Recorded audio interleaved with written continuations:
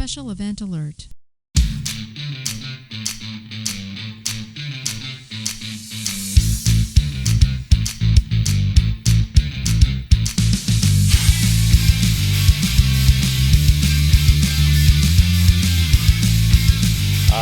I slipped in the driveway and lost my keys in the snow. Which is excuse number 22 for being late for Changeover, your weekly fake news and variety show. I'm your host, Marty Smith, and I'm joined by Mr. History, Eric Perrott. Right on. What's up, guys? 2 inches of snow. Losing your keys is not a good thing. Our man in the closet, Jake Wall. Good to see you guys. And Eric, it doesn't happen in Florida, does it? Look at you messed it up. You might get a little wet. Yeah, exactly. Mildly moist keys. And our puzzle princess, Anna Mondragon. We're here to bring you the latest headlines and updates pertinent to all Guardians and to the other and lower branches as well. So take your seats, get informed, and have a laugh as we present Late for Changeover. Oh, Changeover. Ooh, There was much that. rejoicing. We've been doing this for long enough. You know that pause more than like a half second. I know. I had some gunk. And I was like, You're on fire tonight. You just keep interrupting people. I wonder if I'm delayed. Delayed. well, educationally or like All of the above. Developmentally. yeah. Well, you could be like an Elon, man. Hey, Elon's on the spectrum, but look at him. He's a billionaire, right? Yep. Did you see the whole controversy in how he was saluting? I know that was the dumbest salute. I think And it the has people something who to had do to- with Star Trek or something. 'Cause he was just- Well, right.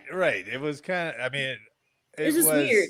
It was Anyways. funny. The people who were attacking it, saying it was a Sieg Heil, and it was funny the people who were defending it, saying he's just enthusiastic. I was like, somewhere in the middle, that knucklehead is just like out of control. He's crazy. Well, and now we have to see him on every news media every time because he wants to talk and answer questions. And I'm like, dude, enough. Take a break. Remember when he would first like give interviews and people were like, what in the hell is this guy talking about? I remember one of his first ones was when he was talking about what his kid was named. Yes. Doesn't this kid have like a weird, like consonant driven names or something like that? All I know him is his 6'7" Baron. No, Jesus. That Well, kid. Trump's kid is tall. God. Yeah. Tall kid. Dang, man. That was crazy. So I appreciate it, Eric. We had to put our dog down Sunday. Yeah, I'm sorry to hear that. That man. was crushing, man. I'm telling you. And what was hard was the vet came out to the house. So I didn't want to take her because she was pretty shaky anyway. And I was like, she's going to be scared to death going to the veterinarian. So my wife found a place, Caring Pathways. They come out, they send the vet out to your house. And the procedure was a lot less traumatic than I thought it was going to be. So they put him to sleep and then they administer the whatever the drugs are that stop her heart. Right? What was he diagnosed with? What was the problem? She had, she was 17. And she had arthritis in her hips so bad that sometimes we had to carry her up and down the stairs. She had stage 3 kidney disease. And so it was just hard to see her compared to what she used to be. So we made the choice. And then, but the bad thing was like 2 days knowing that this was coming. That was horrible because it was like my wife made mention. She didn't mean to, but she's like, "This is the last Friday night that Harley will ever be with us." Oh, I was like, "Oh, don't." Last walk, It's last like meal, prepping for I was like, "Oh, it's horrible." Yeah, prepping for hospice care. You know what I mean? It's terrible. Yeah, it was bad. The actual procedure was pretty gentle and kind of relieving after that many days of dreading it. But yeah, it's been hard. It's been tough. So thanks for commenting. Appreciate it. Thanks for you guys not looking at the post. Appreciate that. So just like watching the episode. You don't watch the episode. Yeah. Failed again. There you go. Scold. Do you feel That's guilty enough? That's why we now? brought Do you feel on, guilty? Anna. You feel guilty. Here we go. Again. No, I don't feel guilty. It's been 3 years of Marty scolding me. Oh, care. shit. Again, here's some news articles. Nah, I don't like them. Here's some history. Nah, I don't like them. All right, fuck it. Now, let's not paint an inaccurate I'm just picture. you maybe in the fucking closet. You maybe did that on episode 5, and then that was the last of the effort. No, nope. I was like, all right, fine. How about if I just read them and you guys react to them? You're like, oh yeah, that sounds great. We like that. 2 years because later, we didn't like, read them right. Don't read them. Gotta read them. Don't rewrite that history. Yeah, I have the old episodes. Yeah, you should hear these guys read stories. And I was like, holy shit! Are you I would just read it like twice and then just wing it. It would be story time with Jake. So Anna, here's what happened on this day in history. That's true. He filled in a lot of the gaps with his own creative thinking. It was multiple articles all woven together. The best point was when we decided that there's no details in the history. You cannot add details. Don't scratch. Too don't deep. scratch that Too surface. Deep. Don't scratch. It's a surface kind of a history. Yeah. no, but no, the surface. Well, I was gonna start the podcast stuff with like the 2 explosions from last week, right? So SpaceX blew up their Starship, and Bezos crashed trying to recover the first stage. So wasn't a banner day, wasn't a banner week for liftoff, but don't worry, Elon's right back at it. He's launching. Was Boeing involved at all? No, surprisingly. We can just disregard the door hatches. Then we're good. Those are safe. Yeah, that's fine. They might just give that up. They might just like, that's enough of that. Yeah, let's do something else. But this story came out of the blue, which is some of the best karma you've ever seen, I think. Right? It's from Air and Space Forces magazine. Former space officer tapped to be new Air Force Undersecretary. Great. Which is crazy. Now we got to look at that new uniform in a position of power. No, he's going to be the Air Force He's Undersecretary. He was a space officer. God, don't be so negative. So he's but that is a valid comment. Isn't he an SES now or something like that? Some kind of GS, SES equivalent. Yeah, I don't know what he's doing right now. He's not in uniform. And the article didn't really describe it. But the dude got kicked up. Oh. No, he did he get picked up? No, he got kicked out. Oh, I know he got kicked out. That's what I was going to talk about. So, incoming President Donald Trump announced January 17th he will nominate former Space Force Lieutenant Colonel Matthew Lohmeyer to be the next Undersecretary of the Air Force. If confirmed, Lohmeyer would serve as the number 2 civilian in the Department of the Air Force and the deputy to Trump's Air Force Secretary pick, Troy Menck. Have you ever heard of that guy? Menck is an Air Force veteran and former KC-135 Stratotanker navigator. Previously served as a test engineer for the Missile Defense Agency, and he currently serves as a principal deputy director for the NRO, the National Reconnaissance Office. Lohmeyer came to public prominence in 2021 when he self-published a book alleging that Marxist ideology had become widespread in the military. In the book and a subsequent podcast appearance, he criticized the Pentagon's diversity, equity, and inclusion programs and claimed conservative viewpoints were being silenced among senior leaders. He was the one with the podcast. Yeah. Well, he went on a podcast. He went on a podcast promoting his book. Yeah. Okay. Yeah. Then Lieutenant General Stephen Whiting removed Lohmeyer from his post as commander of 11th Space Warning Squadron at Buckley over a loss of confidence in his ability to lead. A spokesman said at the time that the decision was based on his podcast comments. Whiting is now the 4-star commander of U.S. Space Command, one of the military's 11 combatant commands.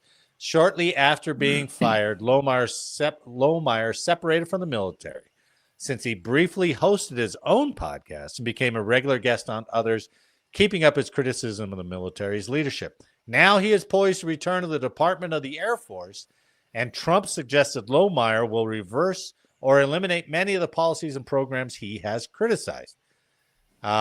If both Menck and Lohmeyer are confirmed, the Department of the Air Force's top civilian leaders will each have deep backgrounds in space, while previous senior leaders have had experience in the domain. Menck and Lohmeyer would be perhaps the most space knowledgeable combination ever. Yeah, sure they will. Nice. What do you say it that way for? Because he's space knowledgeable. What, should we bring a security force guy to be in charge of the space force? How about the commander relieving him of lack of confidence to lead? Well, this is the ironic part. That was based on his opinions. Yeah, that's. I mean, it was during that. It wasn't through his actions. I don't believe. It sounds like it was through his own personal opinions. There is should have been some performance, right? Performance. No, I don't think it was anything about performance. Solely based on that kind of stuff. From what we've heard and read, it was what I understood. I know that his book and his comments. What that's teaching me is that you're not allowed to have a political view in the military. Well, and you never really were. That's right. Have you ever? Yeah, you never really were. But I think the sweet irony is the guy Whiting has to report to him. The guy who fired him now has to report to him. And I was like, whoa. I like That's a rough one. That's a rough one, right? So I opinions are split. We saw the text from Juan, and I get it. I mean, I always knew that I always grew up in the military. That's like, hey, you can't go in uniform to a political rally. You got to watch your speech because you represent the military. You can't criticize your senior leaders. Yeah, you can't do that. Yep. And to be honest, Lohmeyer did all that. Now, was his points valid? I think his points were very valid. But the way he did it, I don't know if that was the best way. But he was supposedly a rising star before that whole thing, from what I understand. That's like kneeling at an NFL football game. Wrong platform. Yeah, that's not bad. Yeah, that's pretty good. I mean, I understand your cause, but but you're getting paid out there, baby. That's true. Well, he's probably happy he doesn't have to wear that damn Space Force uniform. If he goes and redesigns that uniform, if that's his one act, I'd be like, well done. Yes, well done, sir. Well done. Because I don't care how well they tailor that thing. That is an ugly uniform. Ugly. It looks heavy. It does. No, it does. It does. Heavy. And with the gray pants against the dark blue, and the whole one swipe over with the diagonal buttons. Diagonal. I don't know, man. It's just not a good uniform, man. I'm telling you, ugly uniform. So, and you go by and you look at the Marine Corps uniforms, sharpest thing out there. Unchanged, right? No need to, man. It sets the example. The standard is there. That is just a badass uniform, man. But imagine this, and this is what I challenge you guys to bring back to this show. I was thinking, the uniforms that remember the BDUs, how many damn patches we had to sew on for the BDUs? Yeah, right? Yeah. They don't got to do any of that stuff. Remember when we had black leather boots to shine? They don't have to do any of that stuff, right? That is nice. And so it's like if you revived like a World War I guy and you explained to him what uniforms are and what the military is, and he'd be like, why does that woman have hair down to her back? And like, you can do that now. Why does that guy have a beard? I was like, you can do that now. Tattoos. He would roll over in his grave. Piercings. Just yeah. Well, speaking of that, I made So you can have facial piercings now in the Space Force? No, but no. I think they've increased the number in like your ear that you can have. Yeah. Yeah, I don't know if they let the cartilage one. And I think can't you have the stud if it's as long as it's just a stud in the nose? I don't know. Can you do that now? I thought we'll have what to look. Is this world coming to? You were in, right, when they changed the ponytail thing, weren't you? Yeah, and I was too scared to wear my ponytail down. Because you had 20 plus years of not being able to do it. I mean, it's ingrained, right? You never wore it down? I never wore it down. I always wore it in a high ponytail then. Yeah. But it was never like super down. Wow. But since then, I've cut my hair. I noticed a little short since we met for lunch. Yeah. Do you like it? I cut mine too. Are you sad about it? Oh, God. The one that was right there, I cut it. I did know that you shaved back down to the goatee. Couldn't beard take was the full just too beard. rough, man. Too rough. Itchy. Yeah, I didn't like it. Well, I was going to do my own transition about beards because our next story is about beards. Right? And Marines. So where's Jake? Why does he do this? Why does he do this? He had to go poo-poo. All right. Well, I guess so. I hope I hear. I wish I had a master board that I could. How did it come out? I muted the mic even. I'm just getting over a sinus infection, so I keep coughing. Oh, and I did see you cough. Warm water to I can hear it, man. This. Still really? Yeah, I'm sorry. Just have a hot toddy, man. That's what still all in your head. I'm still here though. You are even sleepy. And like I was saying, this one is from stripes.com and it's going to be right up Eric's alley. So, the Marines Commandant rules out beards in the Corps. Period. That's it. That's my man. I figured you'd be all excited about that. See, looking back now, I'm like, I knew I should have been a Marine. I freaking should have been a Marine, man. Yeah, if you were that gung-ho, why did you go Air Force? Yeah. Well, because the Marines told me I couldn't go as soon as I wanted to. So you're impatient, so you just went to the pussy branch? And joined the Air Force because the guy said, I can get you in right away. And you may or may not have air conditioning for your rest of your career. That's true. Yeah. There would have been things that I could have been shot or died or killed or something, I'm sure. But or ran many, many, many more miles than you ever ran in the Air Force.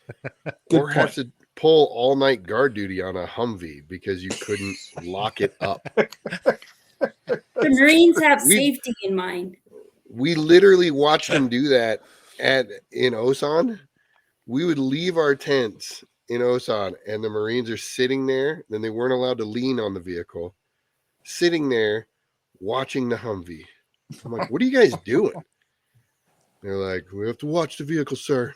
I'm like, we're not that deviant. We're not the Army. We're not gonna fucking 90% of us don't know how to drive a Humvee, let alone start it. All right, but when you talk about a standard, they get stolen and a uniform, it's the Marines, man. I'm telling you. Oh yeah. I will tell you a Marine story. When I was in Hawaii, and the artillery can only shoot the big charges by going over to the big island. Otherwise, you had to shoot your min charges and all that stuff on Oahu. So we would go over there for like a 2-week training period, and we would barge all our equipment over from Oahu to Hawaii. Well, you get over there, and then everybody else flies over there. But your equipment, and that place rotates units. So units coming out, units coming in. And for a couple of days, you have everything parked in this communal motor pool, waiting for the barge out or offloaded from the barge in.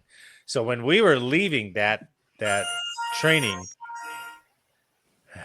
we're professional. So when we were leaving that training area, we had guards down there because Marines were coming in. Yeah. Right. Deviants. And one night they came down. The Marines had already gone, right? And we were still waiting. We went down there. 15 Humvee tires were changed out. Oh, geez. These guys all night ripping off the Army because they got no money for their equipment. That's awesome. And our guys fell asleep, and they just worked all night taking as good a tires as they could get. I was like, wow. That's just Marines. Waited for a brief moment. Those are the dudes, man.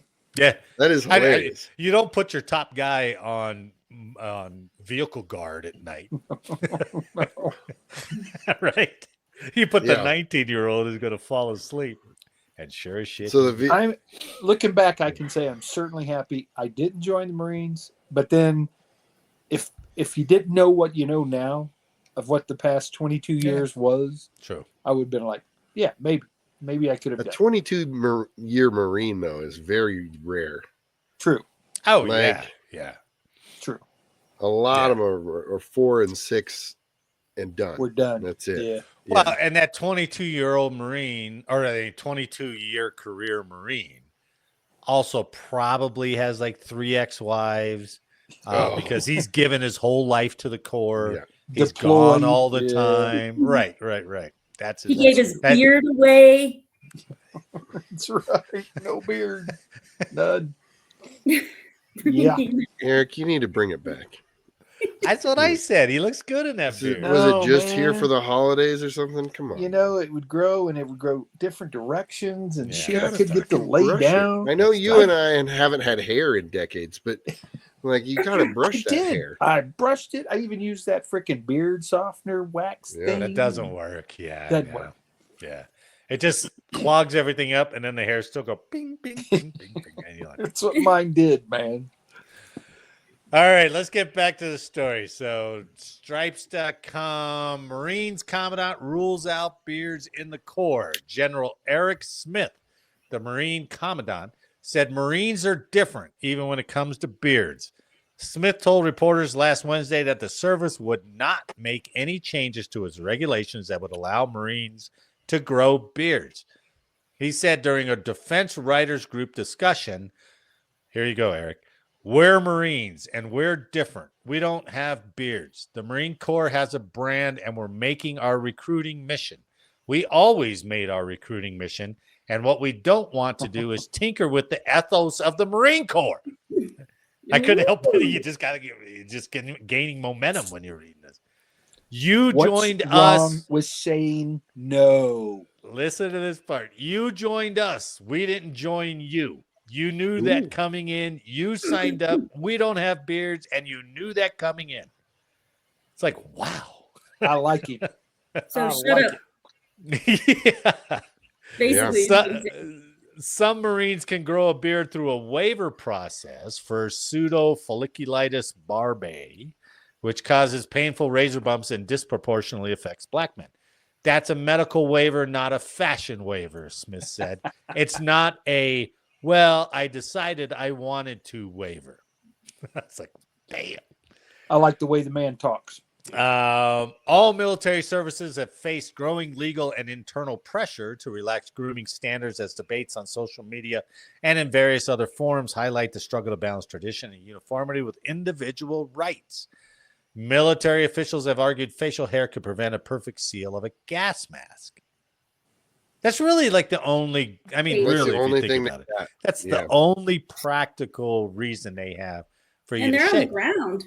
But it's a pretty damn good reason. I mean, Yeah. No, but I like it. nobody's really using gas, right? Nobody's doing that anymore. Well, you know, how ironic is it that when the special forces are in country, they grow the beards. They grow beards to blend right, in, I'm like, well, we did that one story about like everybody. It wasn't until World War I, they said, where there was proficient use of mustard gas and the gas mask. But up until then, all soldiers had beards, man. Yeah. I mean, and it made sense. It's like, hell, you're out there. Last thing you want to do is shave. Right. Oh, I've had to shave in Cold freezing water. cold. Oh, that's miserable. It's absolutely miserable. But the Marines can't deal with diversity very well. Their mission alone, their doctrine doesn't allow diversity. Yeah. You can't be individuals, right? Right. Yeah, I agree. They push diversity. Well, diversity and question everything. What you're saying is different missions. Sure. Need different doctrine requires different. Well, you need people to do the mission. I get it. Yeah. You can't run Marine standards when you're sitting there on a midshift and in front of a console. That doesn't really translate too well. Even if you are wearing a beard. With security forces in the Air Force, there's not too much diversity that is allowed in that core mission. It is what it is.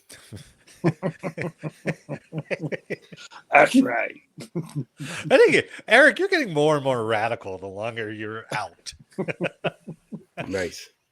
I like it. I was wondering what the Marines would do if Air Force had the budget for chairs and that was equivalent for the Marines, we would all have folding chairs on call. Oh, yeah. The whole time.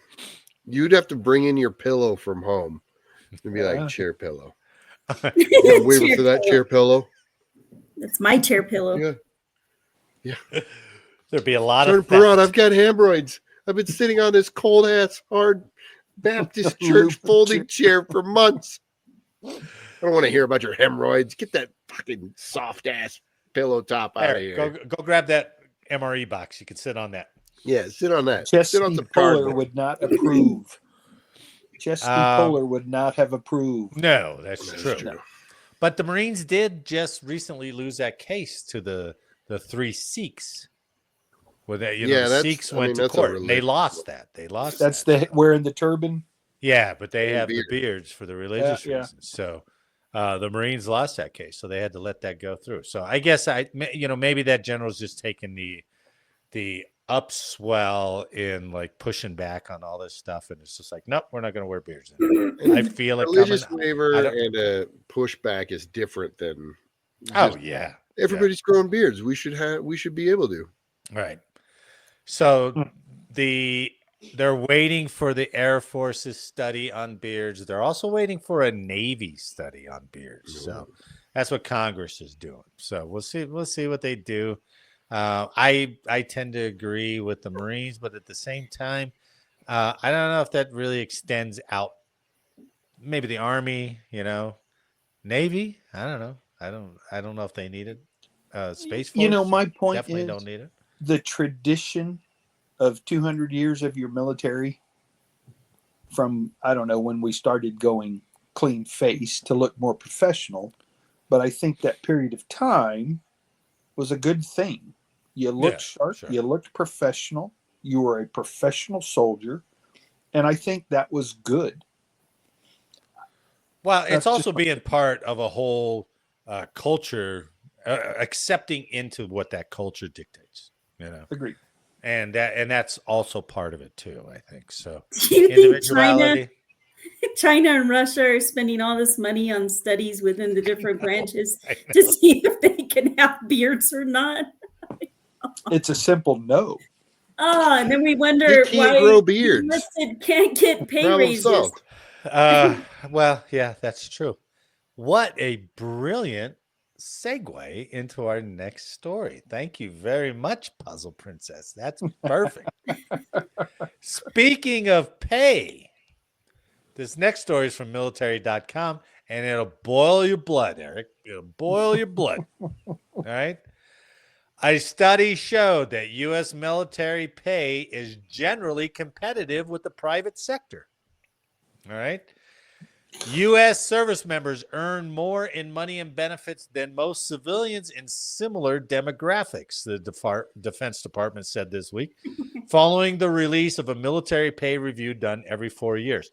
No major changes in the military's compensation system were called for in Wednesday's report, officially titled the Quadrennial Review of Military Compensation. A defense official told reporters Wednesday, our retention is really high. So where is this retention really high? Where did that come from? So I'm thinking that the longer members serve, the more fully they understand the value of the total compensation package. That's what the official said. The assessment considered salaries and benefits such as housing and subsistence allowances. Junior enlisted troops. It's hard to imagine how they do this. Junior enlisted troops fared especially well when compared with Americans of similar career experience and education levels, ranking in the 93rd percentile.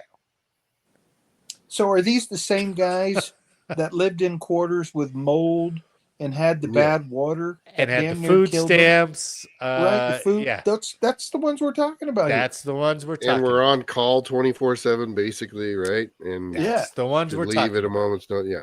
Right. And no childcare in the middle of the night. Well, and they bring that up too. You know what though?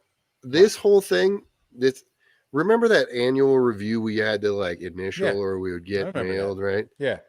And they always were like, Notary Public, you got this service and it's worth $50 a month. And I'm like, That's right. What the hell is going on that I've never needed this service? No. Other than when the military required me to do it. No. And It's then they almost like charge you. They're like, you should, this is $50 a month. What kind of person out there is going through $50 a month in notary shit? Like, have you guys ever spent $50 a year on notaries? No. I don't think I've spent $50 in 10 years on notaries. Yeah, in my whole life on notaries. Yeah. And do you believe there were military members that did this study? No, I think it's civilian people who did this study. Me too. You know, with a very express direction given. Select few. Count everything, right? Yeah. Count every little benefit you can, because we have to make this sound like if you were 21 years old out in the civilian market, you would really not be doing that much better than you would in the military. And the military guys probably were like, oh, they've got a 24/7 cafe that's free. Oh, yeah. Like, oh, that would cost a lot of money. Look at that. You can go eat for free, dude, whenever you want. You have a chef? Have you seen the chow hall? No. That's right. Oh, you mean the one they took away at Buckley that they don't have access to? That chow hall? They do provide clothing.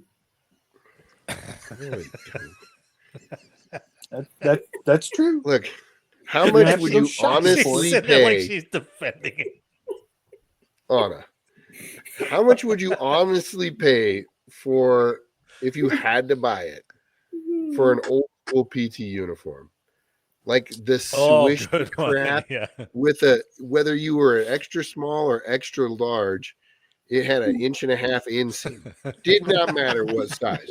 What's the inseam on that? 1.5 inches. What size is it? Extra small. All right. Good luck. And you can hear the whole group of people coming for fucking 100 yards. You're like, oh, somebody's running in PT gear. Yeah. Wow. Yeah, but you could get a voucher to go get your patches sewn on. I never did that because it took forever to go do it. It's just like, and you get your patches for free. One patch for free. Here's one for your uniform and one for your field jacket. That's all we got. And that's worth $25. That's worth $25. It took $25 to get it sewed on. So even though they said junior enlisted were in the 93rd percentile, officers, meanwhile, were in the 75th percentile for financial compensation. Cool. Oh, yeah. It's that clothing piece. You don't get a clothing allowance. That's an officer. But you get more BAH, BAS. Yep. Yeah, a little bit more. Although DoD compensation is competitive with the civilian labor market, debatable, there are some areas for improvement, another senior defense official told reporters. The report looked at the effect of dual income households on military retention and how issues such as a permanent change of station moves and child care access factored into the life decisions of armed forces personnel. For military spouses with careers, frequent moves pose challenges to finding employment and advancing their own careers. Yep. The circumstances can be a cause for service members to end their military careers. Yeah, we know that. Yeah. That's been commonplace. Offering greater access to childcare was one of the improvements the report suggested that the Pentagon make. You mean like after the banker's hours, maybe extending out to 7 or 8, so you can get off and get your kid? Dude. Yeah. That childcare thing is a racket anyway. Oh. Because if you were, when Chris and I were mill to mill, right? Yeah. And we had 2 young kids, because we were tech and a master, we were automatically at the highest end of the bracket. Master level, yeah. We were billed on both ranks added together. Oh, wow. Really? No, yeah. Oh, man. Did not matter individually. That doesn't seem legal. How did they justify that? Yeah. Because that's how they did it. We were literally at the highest pay bracket in there. We were the same as a freaking general or a freaking full bird. Wow. I guess that would be like household income is what they're looking at, but at the same time. Yeah, but they don't do that if I'm married to a nurse. Right. They don't look at that. Yeah, that's a good point. That makes sense. I could be a staff sergeant and they'll be like, staff sergeant pay, done. Sure. Right. I mean, if they were really trying to cut you a break, if you were mill to mill, bill the least amount they could, because that's going to help you out, right? Yeah. Or make the child care center 24/7. Absolutely, because that's what everybody. I remember being themselves. on mid shifts and just wondering who's going to watch. My young kids, like in the middle of the night. I'm like, are you kidding me? Yeah. Especially on an Air Force base more than any other service, because they're running shifts all the time. Yeah. That and they push education so much for the enlisted that when do you get your education?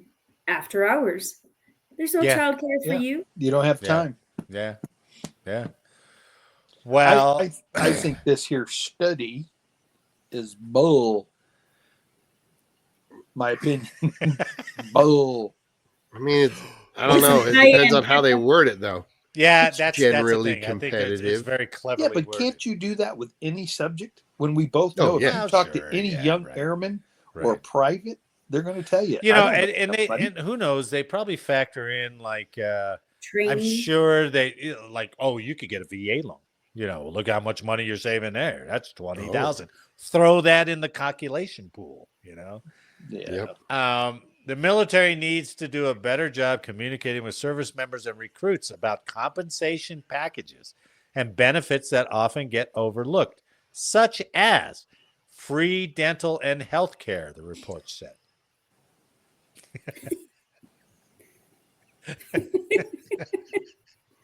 Come on. That's what it says.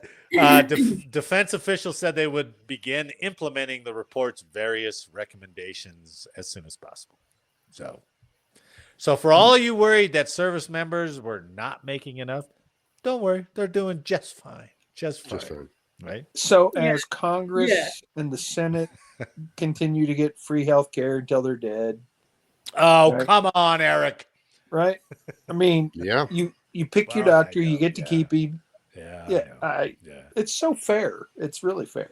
Were you ever did you ever see the same doctor 2 years in a row, maybe? No. Oh, no. Never. While you're in the military. No way.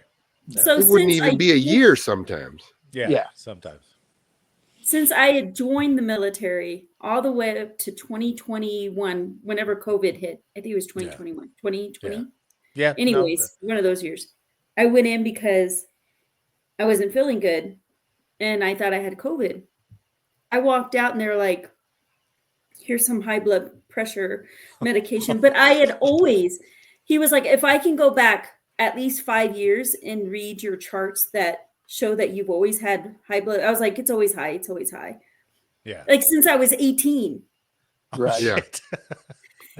All the way until I was like 40 something. They're like, oh yeah, you need a high blood pressure medication. I'm like, it's always like this. It's always like that's my assessment. So maybe your next doctor can make He'll another change his assessment. mind. He'll change. He'll be like, what the last doctor write? Oh, high blood pressure. Okay, we got that him. for you. We can give you that. Maybe you're just nervous at the doctor's office. White coat syndrome. Oh, probably. No, could be. Maybe. I don't know. All right. Since Eric slacked on his history, I will do a mock history, right? I will do a mock history. Here we go. Well, it's not mock history. Like I make the man's got important tea times. He hasn't even played golf. It was raining today. It was raining. I don't have an excuse. I'm sorry. Come on, Eric. I'm trying to help you out. I know. What is cold in Florida? Oh, this morning it was like 41. All right, that's cold. Damn. Where are you at? Panhandle or Tampa or what? I'm right near Tampa. I'm in Largo.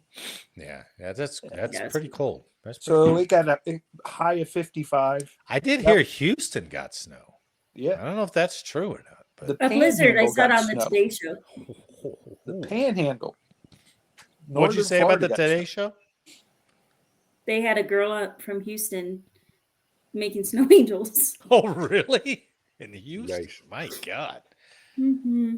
All right, so let's have enjoy this. I've tried to strip this out to make it as clear as possible. It probably won't be, but it's good enough. All right. So this is from military.com, and it is about the Cuckold Flag, which is a real thing. The strange history of the world's weirdest battle ensign. So it says battle flags are usually designed to inspire a sense of pride and service duty or patriotism for one's country or loyalty to a celebrated hero. So you have to admire the pettiness of British royalists who raised a battle standard meant to insult and provoke one person in particular. That person was Robert Devereux, the 3rd Earl of Essex during the English Civil War. Right? Do you want to see Robert Devereux, the Earl of Essex? Right? Yeah. What a fine specimen. He used got that hotel great chair a lot. Great cheekbones. A lot of velvet. Terrible beard. Terrible beard.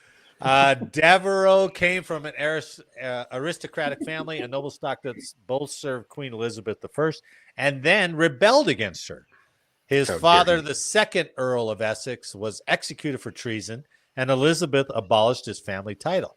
After He stole her clothes. Look at that thing he's wearing around his neck. Stole That's her what clothes. the Space Man. Force should do.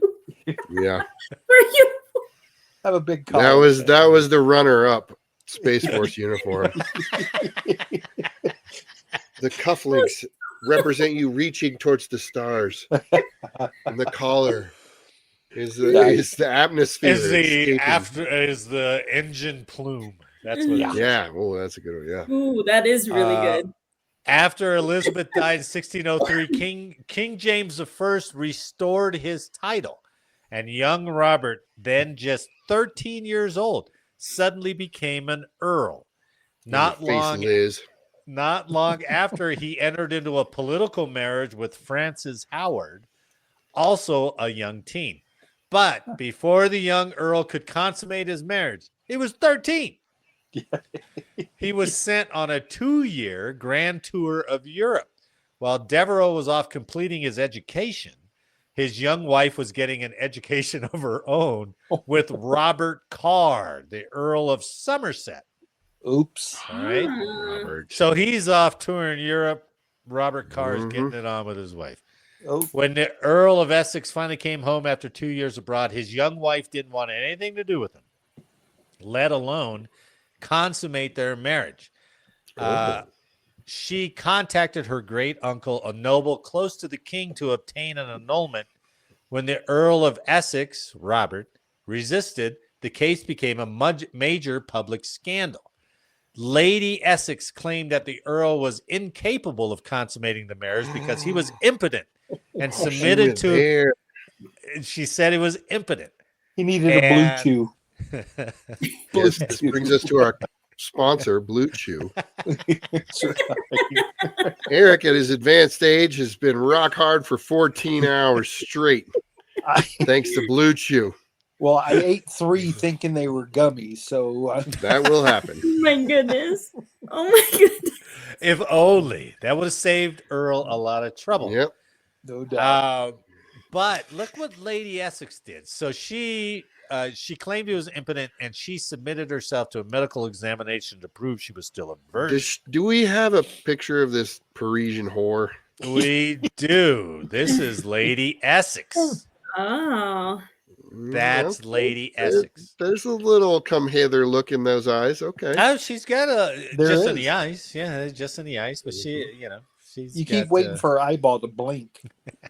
That's gonna blink at you anytime. Hey, big boy.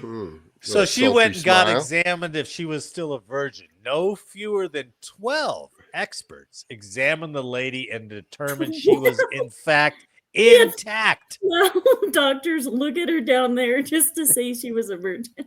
12 of them. And they're like, nope, no busting hymens here. She's good. What was the Earl of Somerville doing? They were volunteering, saying, hey, I'll volunteer. He could have been French, you know. Who knows? It didn't have to be that entrance. It could have been, Oh, one of three, obviously. So the anniversary route.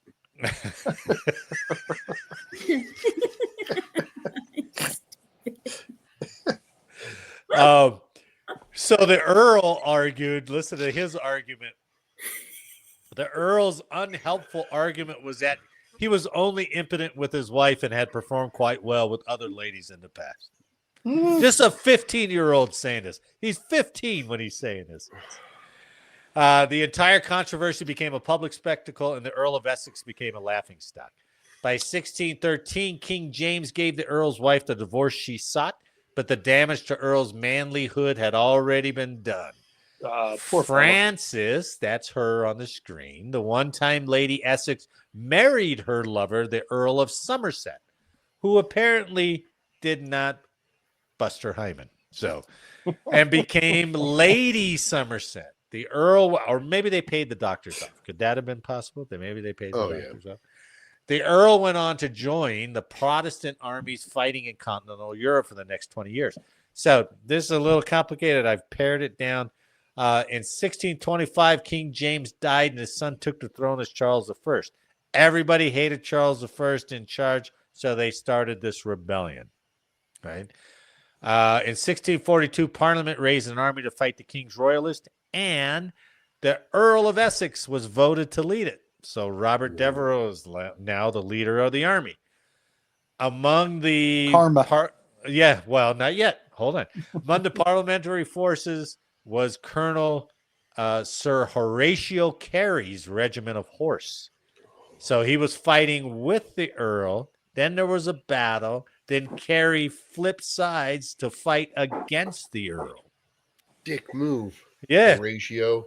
By the time his new cavalry, Horatio Carey's cavalry, was ready for battle, they were flying a new battle standard. It was a squared red standard that featured a fox representing the Earl, poking its head out of a barrel. Emblazoned in gold lettering around it are the words, "Come out, you cuckold." So that's what they're flying as they're attacking him. That would highly motivate me too. That would highly motivate me too. What is that animal coming out? That's a fox. Kangaroo? Oh, a fox. So that's representing the government or the Earl, whatever it is. Looks more like a hairless fox. Man, that is rough. Yeah, it's rough, right?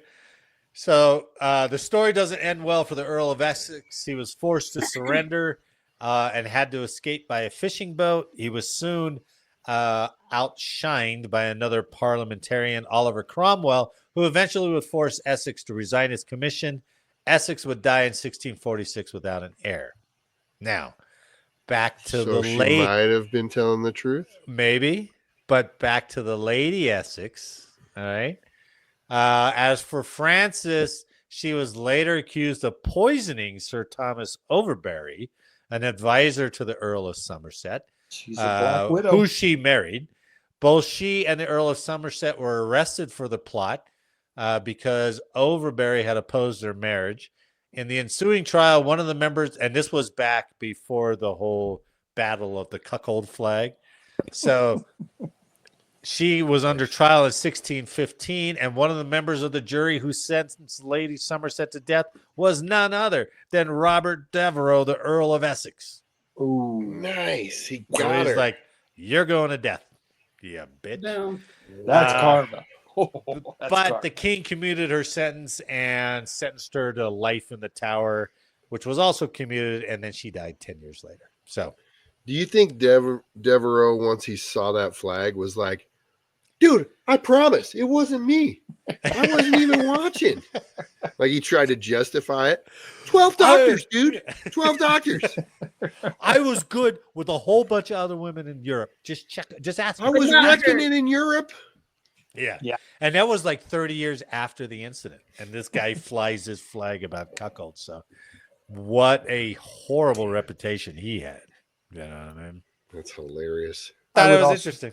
That I they would also actually like to did point out that if you're saying that's part of history, that is not U.S. military history.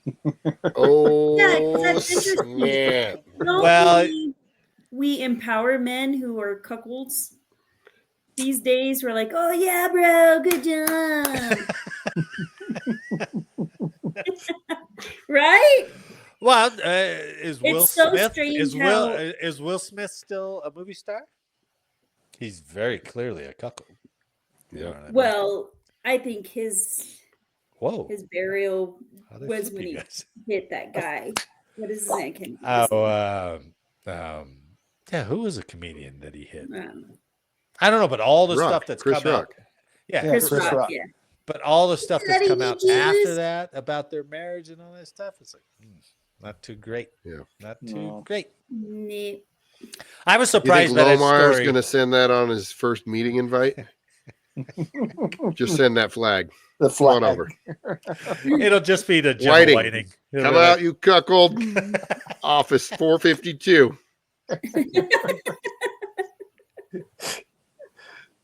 I'll be in between 7:30 and 8. yeah, just wait till I get there.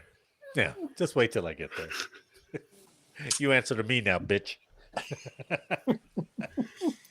I've got a Get gift out for the you. way. Here's your new squadron flag.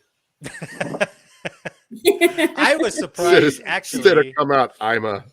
Oh, Cuckold sounds like an Urban Dictionary kind of thing, right? But apparently it went back 400 years. I mean, they were already using it. So I'm going to start using that. He's just a cuckold. It's hard to say. Just a cuckold. It's hard to say. good. Hard to say. Why is it hard to say? I wonder how many people. I mean, it's like wouldn't get it. saying the C word or a P word. You know, it's hard. It's C-U-C-K. I don't know. It's hard to say.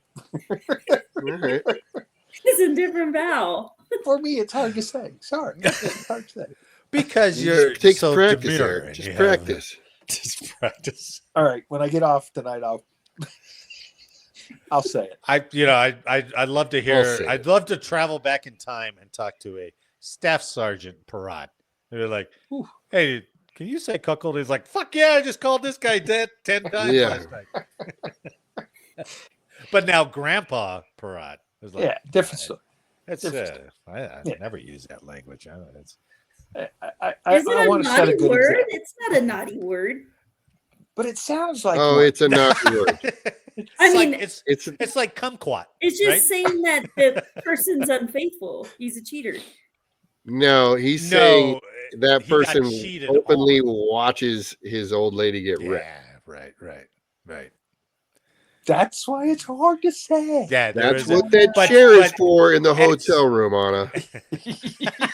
The one chair in the corner, it's the cuck chair. It's a good chair. You will never look at that chair differently now. So yeah, the difference is he watches his, or maybe doesn't watch, but his wife is unfaithful to him, but he stays with her. Oh. Yeah.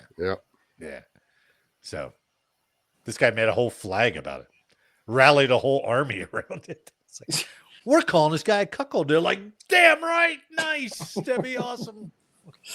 Oh my God! Fight. And Eric would be in there, like, I'm not comfortable with that word. And they're like, behead him. I'm leaning left here. I'm leaning They'd be left. like, oh, I go join the cuckolds. Then that's you now. So, well, good. I was hoping maybe we could say that enough that we could just drive it into the ground. It helps nice. that Anna actually spelled it out to Eric. That's what it's like. It's C-U-C-K. I was looking at the etymology of it, actually. All right, do it. That'll be our history. See what you did when you don't provide history? You see what we got? I created a nightmare. Yeah. It was originally derived from the word, like, basically based on the cuckoo bird, where the female bird would lay the eggs, right? To the bird. They would get inseminated by the male bird, and then the female was like, deuces. You got to take care of the kids, right? Yep. Gotcha. Yeah. Poor guy. And now she's got a new mate across town, and he's stuck with these little Like huevos that he's 6 got to eggs. take He's care like, of. "Son of a-" You sit on the eggs. Yeah, That's where it comes Boom. from?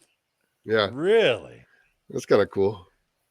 So at some point they mispronounced it because it was Cuckold, and now it's Cuckold. Cock. Yeah. Yep. Yeah. Well, that's good history. Thank you for that. All right. All right. I'll be better next week. See, Not when there's a US void, military, we have that's to for fill the sure. void, Eric. That's the Yeah.